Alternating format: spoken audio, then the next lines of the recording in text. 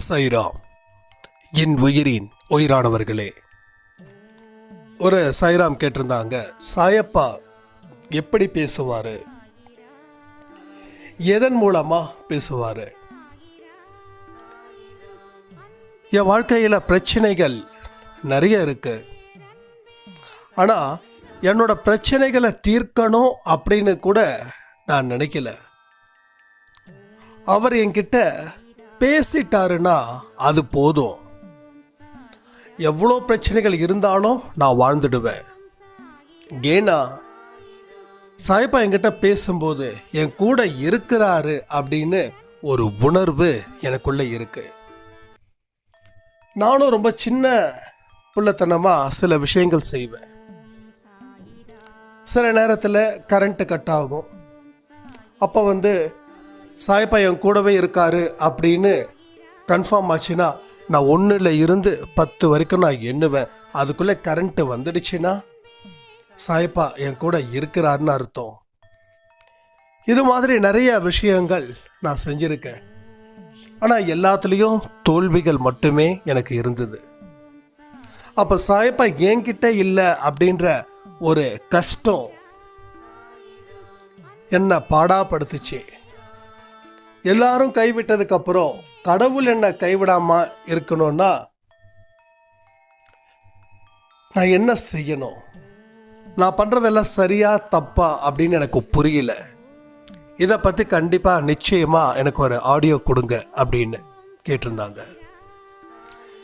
கண்டிப்பாக இந்த ஆடியோ இப்படிப்பட்ட மனநிலையில் இருக்கிறவங்களுக்கு ஒரு பெரிய டானிக்காக அமைய போகுது. 2வது, மனிதர்கள் கைவிட்ட பின் தெய்வம் மனுஷனை கைவிடுமா விடாதா?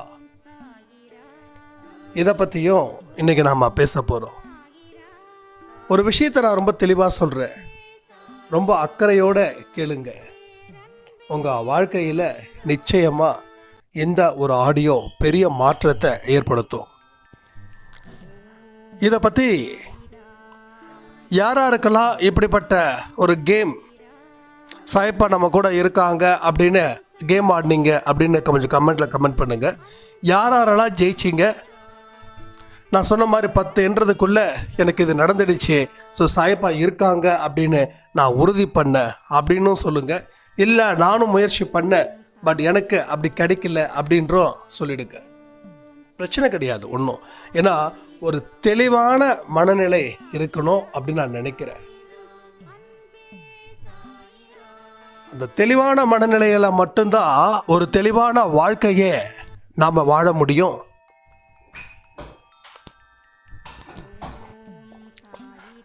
நம்ம லைஃப்பில் இந்த மாதிரியான கேம் ஆடுறது ஒரு பெரிய தப்புன்னு நான் கண்டிப்பாக சொல்ல மாட்டேன். ஏன்னா நமக்கு ஏதோ ஒரு ஆறுதல் தேவைப்படுது. இந்த சாய்ராம் சொன்ன மாதிரி பிரச்சனைகள் இருந்தாலும் பரவாயில்ல, அவர் என் கூட இருக்கிறாங்க அப்படின்ற ஒரு கன்ஃபர்மேஷன் கிடைச்சிடுச்சுன்னா போதும், நான் வாழ்ந்துடுவேன் அப்படின்னு சொன்னாங்க இல்லையா? அது அழகான வார்த்தை, அது தைரியமான வார்த்தை. ஆனால் அவங்க நம்ப மறுக்கிறாங்க.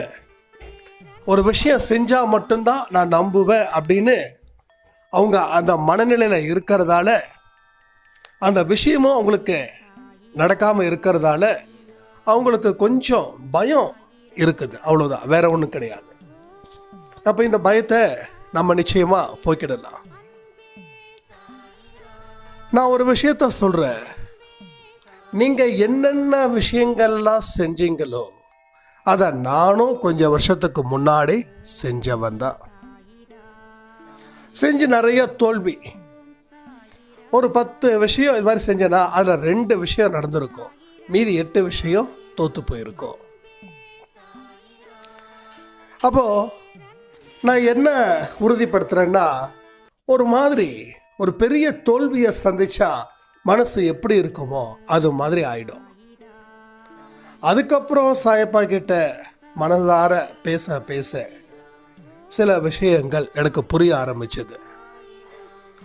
அந்த விஷயத்தை மட்டும் நான் சொல்கிறேன். ஏன்னா ஒரு கடவுள் அப்படின்றது ஒரு பெரிய பவர்ஃபுல் ஏன்னா இந்த வானத்தையும் பூமியையும் பூமியில் வாழக்கூடிய உயிரினத்தையும் படைச்சது அவரு தான். அதனால் சக்தி, அவரோட சக்தியை சொல்ல முடியாத அளவுக்கு இருக்கு. அவ்வளோ பெரிய சக்தியை நாம் ஒரு பாயிண்டில் நிறுத்துறது அப்படின்றது ரொம்ப ரொம்ப கஷ்டம். அதை புரிஞ்சுக்கணும். முதல்ல சில நேரத்தில் கடவுளுக்கே கோபம் வரும். என்னுடைய சக்தியை புரிஞ்சுக்காம நீ ஏன் இந்த விளையாட்டை விளையாண்டுட்டுருக்க? நீ நம்பலையா? நான் படைச்ச சக்தியை நம்பலையா? ஒன்றை நான் படைச்சேன், உன் கூட இருக்கிறவங்கள படைச்சேன், இந்த உலகத்தை, இந்த பூமியை அத்தனையும் நான் தானே படைச்சேன். நீ என்னை இப்படி நினைக்கலாம் அப்படின்றது தான் அவருடைய ஆதங்கம். நான் கடவுளுக்கு உண்டான டெஃபினேஷனை சொல்லிட்டு இருக்கேங்க. அப்போ கடவுளை கோபப்படுத்துகிற மாதிரி நம்ம ஆக்டிவிட்டீஸ் இருக்கக்கூடாது. இந்த ஆக்டிவிட்டீஸ் எல்லாம் கடவுளை கோபப்படுத்துது. அதனால தான் 10 நிமிஷத்தில் வரக்கூடிய கரண்ட்டு நீங்கள் அன்னைக்கு நினச்சதால கிட்டத்தட்ட 2 மணி நேரம் கழித்து வந்தது. ஏன்னா இந்த சாதாரண விஷயத்துக்கெல்லாம் நீங்கள் கடவுள் இருக்காரா இல்லையான்னு சோதிச்சுக்கிட்டே இருக்கீங்க. உங்கள் வீட்டில் நீங்கள் நல்ல நேர்மையாக இருக்கீங்க. உங்கள் கணவரோ உங்கள் மனைவியோ உங்களை சோதிச்சாங்கன்னா நீங்கள் அதை பெரிய மனசு பண்ணி ஏற்றுப்பீங்களா, இல்லை டென்ஷன் ஆகுமா? அப்போ டென்ஷன் ஆனால் ஒன்று அவங்க மேலே ஸ்ட்ரைட்டாக சண்டை போடுவீங்க, இல்லைன்னா மனசுக்குள்ளே வச்சு என்ன இந்த மனுஷன் இப்படி அப்படின்ற மாதிரி நீங்கள் இது பண்ணுவீங்க. அதே மாதிரி தான் இங்கேயும் கடவுள் அவருடைய சாயலில் தான் மனுஷனை படைச்சார். அப்போ அவருடைய குணங்கள் தான் நமக்கும் இருக்கு. உங்களுக்கு என்னென்ன விஷயங்கள் எல்லாம் உங்களை யாராவது சந்தேகப்பட்டா கோபம் வருமோ அதே மாதிரி அவருக்கும் அந்த கோபங்கள் வரும். அதான் சொல்லுவாங்க, கடவுளை எந்த காரணத்தை கொண்டும் சோதிக்கவே கூடாது. கடவுளை எந்த மனுஷன் சோதிக்கிறானோ அவன் கடைசி வரைக்கும் நல்லபடியாக வாழ்ந்ததா சரித்திரமே இல்லை. நான் இதெல்லாம் செய்ய போகிறேன், அதெல்லாம் செய்ய போகிறேன், பார்ப்போம் அவர் துணை இருக்காரா அப்படின்னு பார்க்கலாமே அப்படின்னு யாரெல்லாம் நினைக்கிறாங்களோ அவங்கள எல்லா இடத்துலையும் அவங்க தோல்வியை மட்டும்தான் அடைகிறாங்க. இது நிச்சயமான உண்மை. ஸோ கடவுளை நாம் சோதிக்கக்கூடாது. ஆனால் தினம் தினம் நம்ம கடவுளை சோதிக்கிறோம். ஒரு நாளும் கடவுளை சோதிக்கிறோம். நீ இருக்கிற அப்படின்றத எனக்கு இப்படி உணர்த்துன்னு, இது பேர் தாங்க சோதிக்கிறது. அதாவது சந்தேகம். திரும்ப சொல்லணும்னா உங்கள் வீட்டில் இருக்கிறவங்க டெய்லியும் உங்களை சந்தேகப்பட்டாங்கன்னா உங்களால் வாழ முடியும். அவங்களுக்கு மனசார நீங்கள் நல்லது செய்ய முடியும். நீங்கள் என்ன நல்லது செஞ்சாலும் அவங்க அவங்கள சந்தேகப்படுறாங்க. ஒரு ஆளை இப்படி இருக்குமோ அப்படி இருக்குமோ அப்படின்னு நீங்கள் என்ன பண்ணுவீங்க? அவங்களுக்கு நல்லது செய்கிறத நிச்சயமாக நீங்கள் நிறுத்திடுவீங்க. ஏன்னா நல்லது செஞ்சும் பழியை நம்ம சுமக்கிறோம். ஏன்னா சந்தேகன்ற முறையில் அவங்க அடுக்கடுக்கான கேள்விகளை எழுப்புறாங்க. ஸோ இந்த மாதிரியான கேள்விகள் கடவுளுக்கு பிடிக்காது. என்னதான் சாயப்பா நம்மளோட அப்பாவாக இருந்தாலும் அவருக்கும் அந்த கடவுள் தன்மை அப்படின்னு ஒன்று இருக்குல்ல. சாயப்பா நம்ம அப்பா தான், நான் இல்லைன்னு சொல்லவே இல்லை.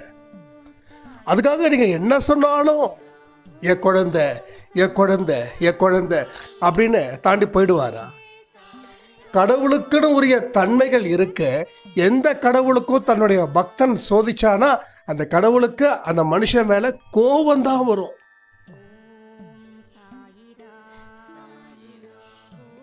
அந்த கோபம் நம்ம வாழ்க்கையில் எதையுமே சாதிக்க முடியாமல் போயிடும். ஸோ கடவுளை குளிர்விப்பதற்கு தான் இந்த அர்ச்சனை பண்ணுறது, அபிஷேகம் பண்ணுறது.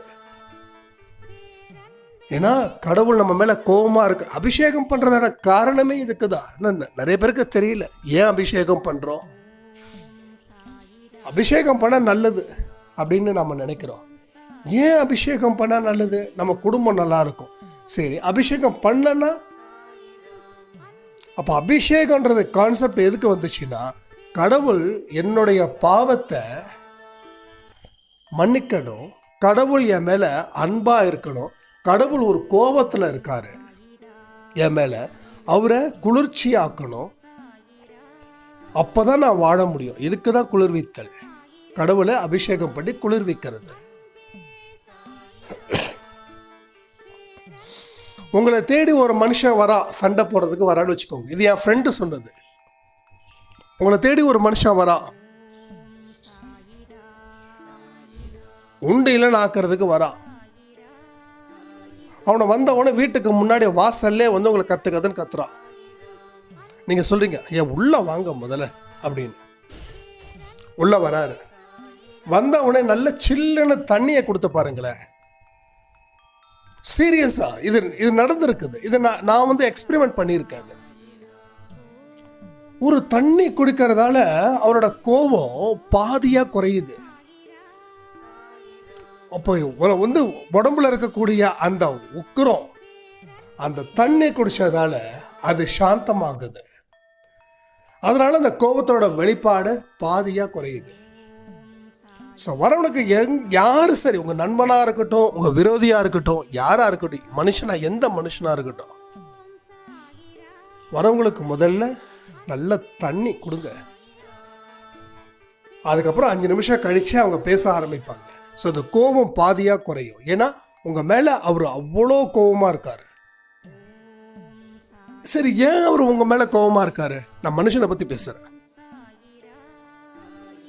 நீங்கள் ஏதோ ஒரு விஷயத்த அவருக்கு எதிராக பண்ணதால அவர் உங்கள் மேலே கோபமாக இருக்கார். சும்மாலாம் யாரும் கோவப்பட போகிறதில்ல. சும்மா யாராவது கோவப்பட்டா உங்கள் மேலே நீங்கள் சும்மா விட்டுருவீங்களா என்ன? உண்டு இல்லைன்னு ஆகிட மாட்டீங்க. அப்போது ஏதோ ஒரு கோபம். அப்போ நமக்கு தெரியுது நாம் தப்பு பண்ணோம், கண்டிப்பாக வருவார், திட்டுவார், அதுக்கு தான் வராரு அப்படின்னு.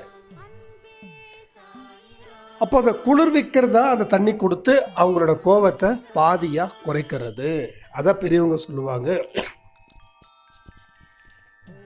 யார் வந்தாலும் முதல்ல அவங்களுக்கு தண்ணி கொடுத்து பழகு. அப்போது அபிஷேகம் அப்படின்றதோ என் மேலே கோபத்தோடு இருக்கக்கூடிய கடவுளுக்கு அபிஷேகம் பண்ணி அவரை குளிர்விக்கிறோம். ஏன்னா நம்ம செஞ்ச பாவங்கள், அது மூலமாக அடையக்கூடிய துன்பங்கள். பாவம் செஞ்சால் துன்பம்தான், புண்ணியம் செஞ்சால் இன்பந்தான். பாவம் செஞ்சால் ஏன் மனுஷன் பாவம் செஞ்சால் துன்பம்னு தெரிஞ்சும் மனுஷன் ஏன் பாவம் பண்ணுறான்னா, அவன் அந்த பாவத்தில் இன்பம் அடைகிறான். சாயப்பா என் லைஃப்பில் வந்த டைமில் எனக்கே தெரியாமல் ஏதாவது பாவம் செஞ்சால் எனக்கு அந்த அன்னைக்கு தண்டனை நிச்சயமாக இருக்கும். இது எல்லாமே சாயப்பா எனக்கு சொல்லி கொடுத்த விஷயங்கள், என்னோட வாழ்க்கையில் நடத்தின நிகழ்வுகள். இதெல்லாம் நான் ஏன் உங்ககிட்ட சொல்லணுன்னா, நம்ம அன்பே சாய் குடும்பம் என்றைக்கும் எப்பையும் சிறப்பாக இருக்கணும், பாவம் செய்கிறதுல யோசிக்கணும். நல்லா புரிஞ்சுக்கோங்க, ரொம்ப தெளிவாகவே ஒரு விஷயத்த சொல்கிறேன். பாவம் செஞ்சவங்க அன்பே சாயில் தொடர்ந்து இருக்கவே முடியாது. நிறைய விஷயத்த நான் பார்த்துருக்கேன் நம்ம அன்பே சாய் குடும்பத்தில். நிறைய பேர் அவங்களால அந்த பாவத்தை செய்கிறத நிறுத்தவே முடியல. நான் அதை ஓப்பனாக பேச முடியாது, நீங்களே புரிஞ்சுக்கோங்க. ஏன்னா சாயப்பா வந்து அந்த தண்டனை இருக்கே, அது பெரிய தண்டனையாக இருக்கும்.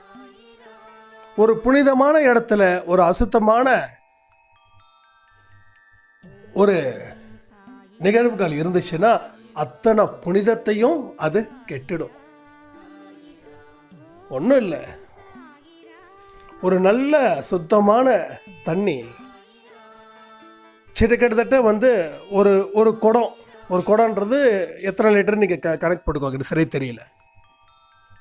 அந்த குடத்தில் 2 சாக்கடை தண்ணியை விட்டா என்ன ஆகும்? நல்லா யோசிச்சு பாருங்க, என்ன ஆகும்?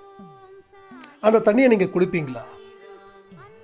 2 சொட்டு சாக்கடை தண்ணி நான் சொல்றது, கிட்டத்தட்ட பல சொட்டு தண்ணிகள் அதில் இருக்கு. அந்த குடத்துல அத்தனையும் சுத்தமானது. ஆனால் அந்த 2 சொட்டு சாக்கடை நீரோ இல்லை அதை தாண்டின விஷமோ அதை விட்டா என்ன ஆகும்? அந்த தண்ணி ஃபுல்லாக சாக்கடையாகுமா? அந்த தண்ணி ஃபுல்லாக விஷமாகுமா? அதான் பாவன்றது, அதுதான் புரிஞ்சுக்கணும். நம்ம எவ்வளோதான் நல்ல விஷயங்கள் செஞ்சாலும் அந்த பாவங்கள் இருந்துச்சுன்னா நீங்கள் செஞ்ச நல்ல விஷயத்தை அத்தனையும் அதை அழிச்சிடும். அதனால தான் சொல்கிறேன், பாவம் செய்யும்போது அந்த தண்டனையை ஏற்றுக்க முடியுமா? பாவம் செஞ்சும்போது நாம் செஞ்ச புண்ணியங்கள் அத்தனையும் பாழா போயிடுமே. பாவம் செய்யும்போது நம்ம வாழ்க்கையில் கடைசி காலம் உண்மையாக சந்தோஷமாக சிரிச்ச முகத்தோட போக முடியாது. இதை எல்லாமே நீங்கள் தயாராக இருந்தால் தாராளமாக செய்யலாம். ஆனால் ஒரு விஷயங்களும் பாவம் செய்யும்போது சொல்கிறேன், ஒரு விஷ சொட்டுக்களே. அப்போ இந்த மாதிரியான விஷயங்கள் இருக்கும்போது ஒரு மனுஷன் கடவுள் மேலேயும் சந்தேகப்படுறான். அப்போ கடவுளுக்கு கோபம் வருமா வராதா? நீ செய்கிற எவ்வளோ தப்புக்கும் இவ்வளோ பாவத்துக்கும் நீ என்ன சோதிக்கிறியா? நாம் கேட்போமா கேட்க மாட்டோமா? ஒன்றும் இல்லை, உங்கள் கணவர் வெளியில் 4-5 பெண்களோட தொடர்பில் இருக்கார். பத்தாத குறைச்சலுக்கு குடி. இப்படிப்பட்ட ஒரு மனுஷன் உங்கள் மேலே சந்தேகப்பட்டா நீங்கள் சுத்தமானவங்க, எந்த விதமான பாவ செயல்களிலும் உங்கள் மனசு ஈடுபடலை, அவ்வளோ சுத்தமாக இருக்கீங்க. உங்களை அவர் சந்தேகப்பட்டு ஒவ்வொரு தினமும் உங்களுக்கு அவ்வளோ அவமானத்தையும் கஷ்டத்தையும் கொடுத்தா ஒரு நேரத்தில் நீங்கள் என்ன பண்ணுவீங்க? எரிமலை ஆகிட மாட்டீங்க? அவங்களா ஆக மாட்டீங்களா? அதே கதை தான் இங்கேயும். ஓகேவா? ஸோ நீங்கள் தான் சாயப்பா, உங்கள் கணவர் தான் மக்கள் நினச்சிக்கோங்க. நீ இவ்வளோ பாவத்தை செஞ்சோம், இத்தனை பேரோட குடும்பத்தை அழிச்சோம், அடுத்தவங்க குடும்பம் நல்லா இருக்கக்கூடாதுன்னு சொல்லி என்கிட்ட பிரார்த்தனை பண்ணுற நீ, நான் இருக்கேனா இல்லையான்னு சொல்லி நீ விரல விட்டு என்ற ஒரு நிமிஷம் வரைக்கும் டைம் கொடுக்குற. அப்போ என்ன நீ சோதிக்கிற அளவுக்கு நீ தகுதியானவனா? இதுதான் சாயப்பாவோட மைண்ட் ரைட். திரும்ப சொல்கிறேன், சாயப்பாவை தாண்டி கடவுள் தன்மை நிறைந்தவர் தான் சாயப்பா. ஏன்னா அவர் ஒரு கடவுள். என்னதான் நம்ம அம்மா அப்பா நம்ம மேலே பாசமாக இருந்தாலும் நம்ம அம்மா அப்பாவுக்குன்னு சொல்லி ஒரு சில தன்மானங்கள் இருக்கும் தானே. அந்த தன்மானத்தை சீறினா எந்த தகப்பனும் சும்மா இருக்க மாட்டாங்க. இதுவும் அதே மாதிரி கதை தான். ஏன்னா திரும்பவும் சொல்கிறேன், கடவுளோடைய சாயலில் தான் கடவுள் மனுஷனை படைச்சாரு. மனுஷனை உருவத்தில் மட்டும் இல்லை, குணமும் கடவுளோட குணத்தை தான் மனுஷனுக்கு வச்சிருக்காரு.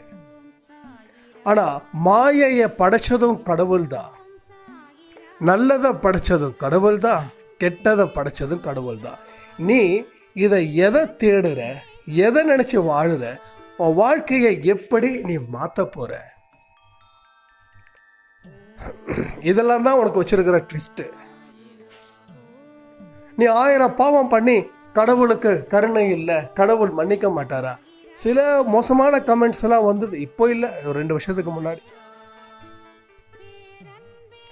சாய்பாபா அவருன்னு சொல்லி என்னென்னமோ வார்த்தைகள்லாம் பேசினாங்க.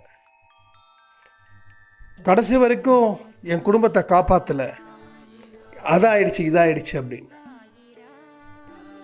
நம்ம செஞ்ச பாவத்தை நம்ம நிறுத்தணும், நம்ம மனசை கடவுள்கிட்ட செலுத்தணும்னா அவர் காப்பாற்றாமல் போக மாட்டாருங்க. எந்த ஒரு விஷயமும் எடுத்தோம் கவுத்தோன்னு சொல்லி பேசிட முடியாது. நிறைய பேரோடைய விஷயம் என்னென்னா, ஒரு திருடன் கூட தன்னை நல்லவன் தான் சொல்லுவான், ஒரு கொலைக்காரன் கூட தன்னை நல்லவன் தான் சொல்லுவான். ஒரு கொள்ளைக்காரன் கூட தன்னை நல்லவன் தான் சொல்லுவான். ஆனால் உண்மை என்னன்றது கடவுளுக்கு தானே தெரியும். இதெல்லாம் நம்ம புரிஞ்சுக்காம இருக்கோம் இல்லையா? ஒரு விஷயத்த முடிவு பண்ணலாமே, இனி என்ன பிரச்சனைகள் வந்தாலும் சரி நான் உன்னை சோதிக்க மாட்டேன். பாருங்க, மனுஷன்தான் கடவுளை சோதிக்கிறான், கடவுள் மனுஷனை சோதிக்கல. இங்கே நாம் நல்ல ட்ராமா பண்ணிக்கிட்டு இருக்கோம். கடவுள் என்ன சோதிக்கிறாரு, கடவுள் என்ன சோதிக்கிறாருன்னு. நீங்கள் தான் கடவுளை சோதிக்கிறீங்க, கடவுள் உங்களை சோதிக்கவே இல்லை. நீங்கள் என்னைக்கு கடவுளை சோதிக்கிறத நிறுத்துறீங்களோ அன்னைக்கு தான் நீங்கள் உங்கள் சோதனையில் இருந்து மீள முடியும். அது வரைக்கும் இதே கதை தொடரும். இது தொடரணுமா? சொல்லுங்க, இது தொடரணுமா? இதை நிறுத்துறது தானே புத்திசாலித்தனம். சுத்தமான மனசு, அந்த சுத்தமான மனசு வாழ்க்கையை சுத்தப்படுத்தும். பரவாயில்ல, சின்ன தவறு தானே. இங்கே பாருங்க, இப்பயும் சொல்ற ஒரு விஷயம், நீங்க எந்த தவறு வேணாலும் செய்யலாம், உங்களை யாரும் தடுக்க முடியாது. எது வேணாலும் செய்யலாம். சாயப்பெல்லாம் ஒன்றும் கோச்சிக்கலாம் மாட்டார். அவர் எடுத்த உடனே உங்க தப்பு பண்ண உடனே சூலாயுதத்தை அப்படியே குத்தி நம்ம உயிரை எல்லாம் பொழந்துட மாட்டார். நீ என்ன தப்பு வேணாலும் செய், எதை வேணாலும் செய், உன் மனசுல எவ்வளோ குப்பைகளை வேணாலும் சுமந்துக்கோ, நான் ஒன்றும் சொல்ல போறதில்ல. ஆனா உனக்கு நடக்கக்கூடிய நல்ல விஷயங்களை நீ இந்த மோசமான எண்ணங்களால அதை நீ சிதைச்சிக்கிற.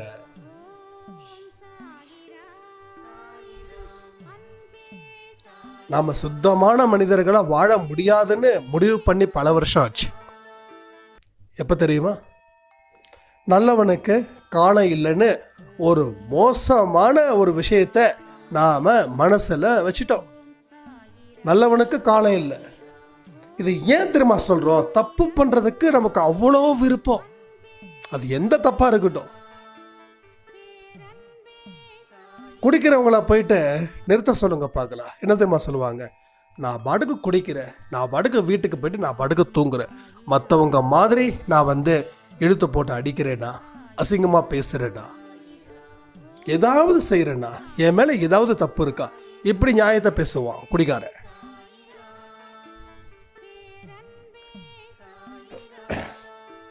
ஆக மொத்தம் நம்ம தப்பு செய்வதற்கு நியாயத்தை ஏற்படுத்தி அது மூலமா நம்ம சரி பண்றோம். குடிக்காம மனிதர்கள் இருக்க முடியுமா? இன்னைக்கு 10வது படிக்கிற பையனும் குடிக்கிறான், பையனுக்கு போட்டியா பொண்ணு குடிக்கிறாங்க அப்படின்னு ஒரு கணக்கு. யார் யார் என்னென்ன செய்கிறாங்களோ அதனுடைய விளைவுகளை அவங்க நிச்சயமா அனுபவிச்சு தான் ஆகணும். அதுல இருந்து மாற்றமே முடியாது. தப்பு செஞ்சா தண்டனை உறுதி. இதனால கடவுளுக்கு எந்த நஷ்டமும் இல்லை. கடவுளுக்கு என்ன நஷ்டமாயிட போகுது? நீ கடவுளை நோக்கி வரும்போது அப்பயும் உன்னோட மனசுல உனக்கு நல்ல விஷயத்த விதைக்கலன்னா நீ கடவுளை நோக்கி வர்றதுக்கு அர்த்தமே இல்லை. நீ அங்கேயே இருந்துக்கலாமே, தப்பு மேலே தப்பு பண்ணலாமே. இப்போ ஏன் நம்ம கடவுள்கிட்ட சரணாகதி அடைஞ்சிருக்கோம்னா, துன்பம் துரத்துது. ஏன் துரத்துது? துன்பம் ஏன் துரத்துது உங்களை? என்ன பர்பஸ்க்காக துன்பம் உங்களை துரத்துது? ஒரே பர்பஸ் தான். நீ என்னென்ன விஷயங்கள் அத்தனையும் நீ தர்மத்துக்கு எதிரா, நீதிக்கு எதிரா, நல்லதுக்கு எதிரா செஞ்சியோ அதனுடைய விளைவுகள் தான் உனக்கு துன்பத்தை தொடர்த்துது. துன்பம் ஒன்று தொடர்த்துது, துரத்திக்கிட்டே இருக்குது. விடாது கருப்புன்னு சொல்லுவாங்கல்ல, அதான். அதனால இதையெல்லாமே யோசிக்காம கடவுள் இருக்காரா இல்லையா, நான் 10 நிமிஷம் டைம் தரேன், இந்த விஷயங்கள் நடந்துருச்சுன்னா கடவுள் இருக்காரு, இந்த விஷயம் நடக்கலைன்னா கடவுள் இல்லை. கடவுள் இல்லைன்னே சொல்றான். இவனுக்கு ஒரு விஷயம் நடக்கலைன்னா கடவுள் இல்லையா?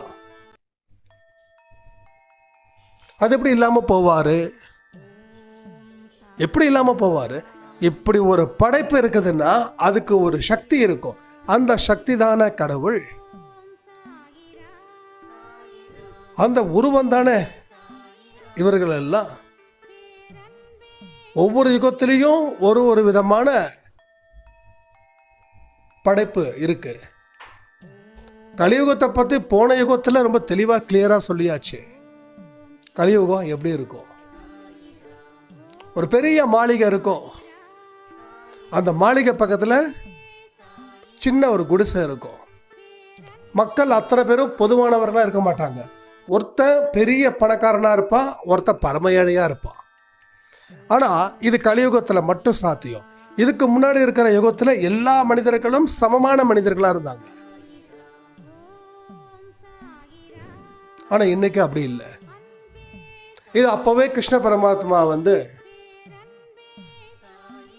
இது அந்த அர்ஜுனர் இவங்களுடைய மக்களுக்கு சொன்னது, கலியுகம் எப்படி இருக்கும் அப்படின்னு.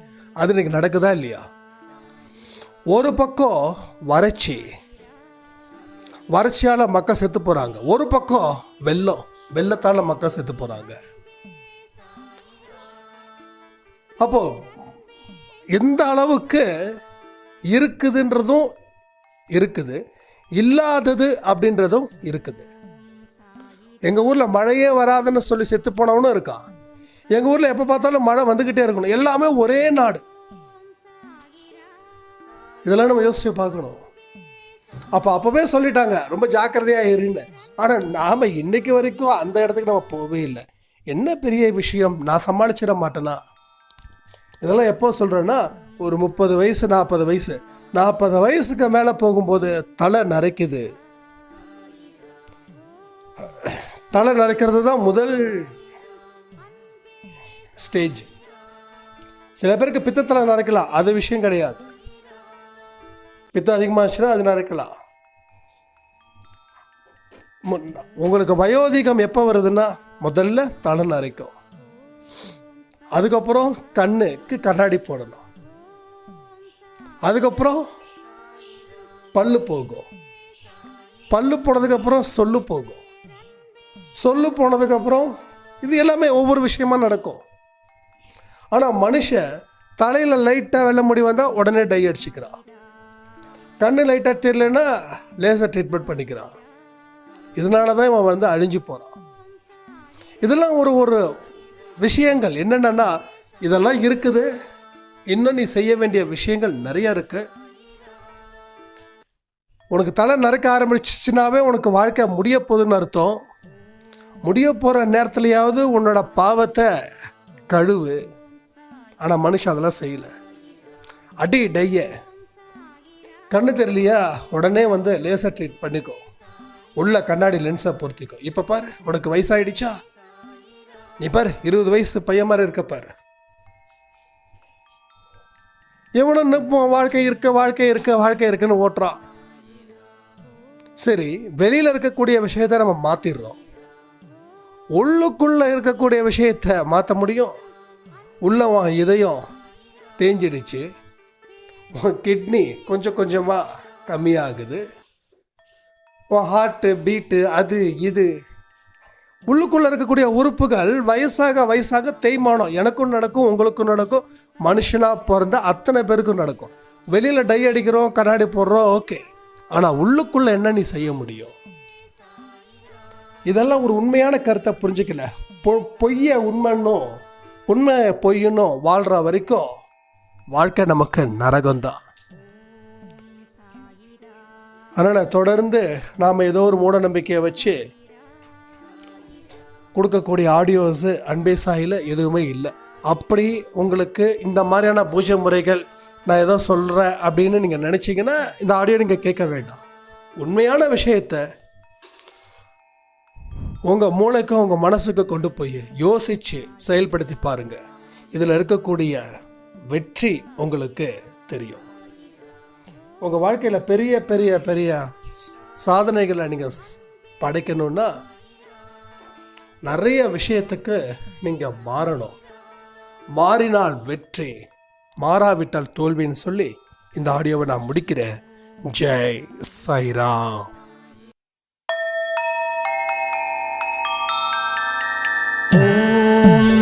சாயிரா.